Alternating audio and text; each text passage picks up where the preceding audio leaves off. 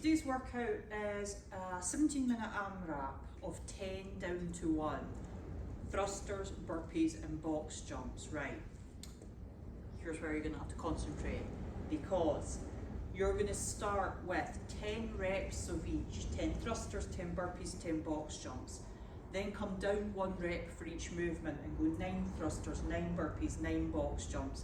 Keep taking 1 rep off each movement per round until you get down to 1 thruster, 1 burpee and 1 box jump. Now this is a 17-minute AMRAP, so when you get down to 1, 1, 1, guess what you have to do? You have to go back to 10 and you do 10 thrusters, 10 burpees, 10 box jumps. If you've still got any time, 9, 9, 9, 8, 8, 8, and you carry on like that until your 17 minutes are up. Now, depending on what weight you use and what you use for jumping over or onto, that's going to have a big impact on how quickly you get through the rounds. So, thrusters. I know a lot of this depends on what you've got available for you at home. So if you're doing a dumbbell or kettlebell thrusters and you've got a weight in each hand, okay, so it's a squat, drive up until the weight goes overhead. As the weight comes back down, drop into your squat. If you've only got one weight, one hand at a time. Changing arms to try and keep the reps evenly distributed between your 2 arms.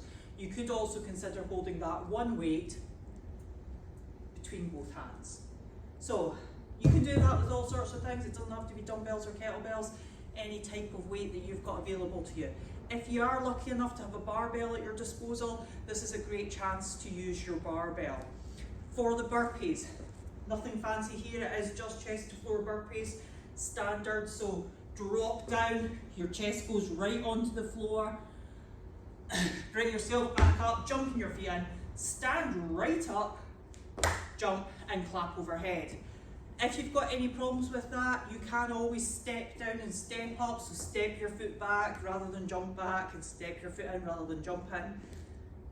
And if needs be, you can put your hands on a raised surface and jump out, jump in, jump and clap to scale it to suit you. For the box jumps, this is if possible, a 2-footed jump onto a raised surface. Okay, so for example, some plates sitting there, I could do 2-footed jumps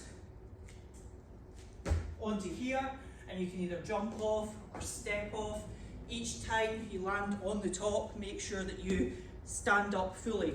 If you don't have something to jump on like that, then what I suggest is that you do something like this and you jump over something a bit more substantial than your dumbbell.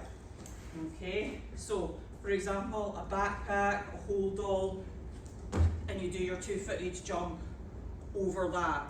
Really, the bigger the better, depending on what you've got available here.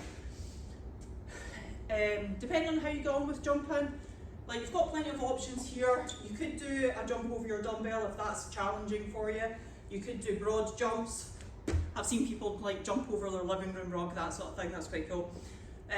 So a decent jump if you can set that up, but I appreciate some of you are still dealing with neighbours and you're going to have to do step ups instead. That's fine, that's fine.